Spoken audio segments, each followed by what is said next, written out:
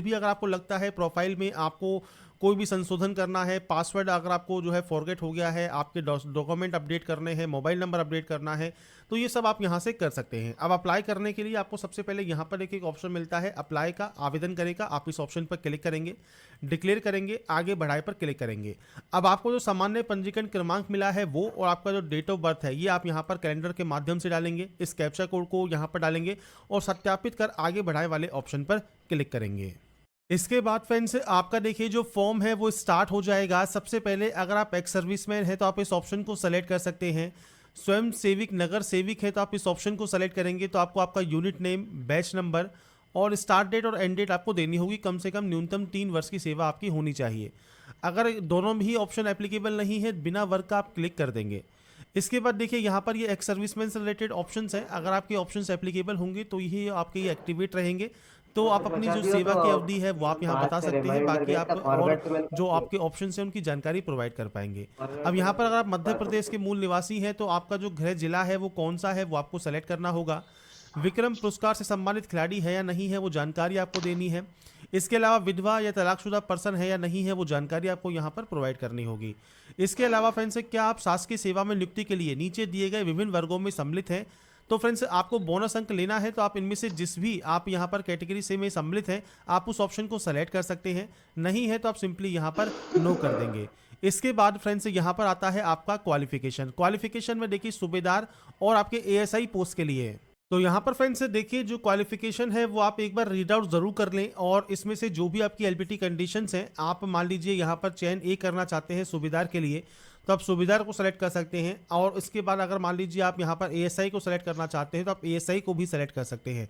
अगर आप दोनों की शैक्षणिक योग्यता रखते हैं तो दोनों को सेलेक्ट कर लीजिएगा। अगर आप केवल एक पोस्ट के लिए आवेदन करना चाहें तो आप एक के लिए कर सकते हैं। यहाँ पर आता है click here to select preference का ऑप्शन, आप इस पर क्लिक करेंगे। इसके बाद फ्रेंड्स सबसे पहले यहाँ पर देखिए ऑप्शन आएगा शैक्षणिक योग्यता का। तो 10वीं क्लास पास आउट अगर आप हैं तो आपका जो रोल नंबर है वो आपको देना है, आपका उत्तीर्ण वर्ष आपको देना है और आपके बोर्ड का नाम आपको मेंशन करना होगा। ऐसा ही 10+2 के लिए भी 12वीं की जानकारी जिसमें आपका रोल नंबर, आपका उत्तीर्ण होने का वर्ष और बोर्ड का नाम आप मेंशन करेंगे, क्योंकि यहाँ पर 12वीं 10+2 पास आउट होना ज़रूरी है। इसके अलावा फ्रेंड्स यहाँ पर देखिए जो आपके पद हैं, जितने पोस्ट आपको यहाँ पर आपने सेलेक्ट किया है उसके अकॉर्डिंग आपको पदनाम देखने को मिलेंगे। अब यहाँ पर आपको प्रेफरेंस देनी है तो आपको सिंपली सेलेक्ट करना होगा जिसको भी सबसे पहले आप प्रेफरेंस यहाँ पर देना चाहते हैं।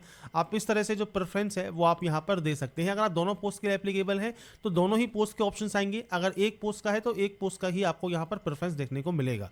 तो मैं आपको यहाँ पर सिर्फ दोनों सेलेक्ट करके शो कर रहा हूँ क्या क्या जानकारी आपको फिल करनी होती है अगर आप दोनों ही पोस्ट को सेलेक्ट करते हैं तो इस तरह से आप प्रेफरेंस देंगे। और प्रेफरेंस को ऊपर नीचे करना चाहें तो आप या डाउन का ऑप्शन भी आपको यहाँ पर मिल जाता है।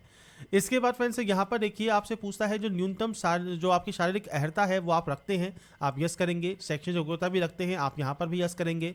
परीक्षा शहर आप कौन सा चाहते हैं तो आपको मल्टीपल ऑप्शंस मिल जाते हैं, तो आप यहाँ पर 4 सेंटर्स को अपने अकॉर्डिंग आप यहाँ पर चूज कर सकते हैं। तो ये फ्रेंड्स सेंटर्स की लिस्ट है जो कि आप यहाँ अपने सामने देख रहे होंगे। इन्हीं सेंटर्स में से आपको सेंटर चूज करना होगा।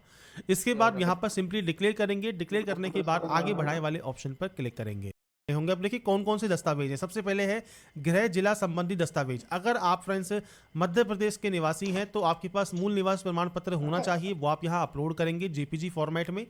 इसके अलावा 12th का जो दस्तावेज है वो आपको यहाँ पर अपलोड करना होगा। इसके अलावा जैसे स्टेनोग्राफर है तो इसके लिए स्टेनोग्राफी का जो सर्टिफिकेट होता है स्टेनो का वो आपको यहाँ अपलोड करना होगा। और आपका सीपीसीटी संबंधित दस्तावेज आपको यहाँ पर अपलोड करना होगा। तो जो शैक्षणिक योग्यता दी गई है उसके अकॉर्डिंग आपको यहाँ पर डॉक्यूमेंट्स अपलोड करने हैं। मान लीजिए आप स्टेनोग्राफर का आपके पास कोई सर्टिफिकेट नहीं है तो आप स्टेनोग्राफर पोस्ट के लिए अप्लाई नहीं करना चाहते तो आपको ये ऑप्शन नहीं आएगा।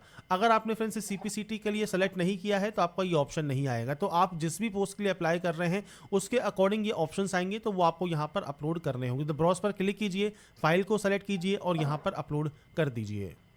इसके बाद फ्रेंड्स यहाँ पर देखिए आपसे कहता है कि फ्रेंड्स आप अपनी जानकारी को चेक कर लें। आप यहाँ पर सबसे पहले प्रिंट वाले ऑप्शन पर क्लिक करके प्रिंट आउट ले लें और उसको देखें। उसमें कोई भी गलती है तो आप उसे एडिट कर सकते हैं और आपको लगता है कोई भी गलती नहीं है, आपने प्रिंट यहाँ पर सेव करके रख लिया है। अब आप प्रोसीड टू पेमेंट यहाँ से करेंगे।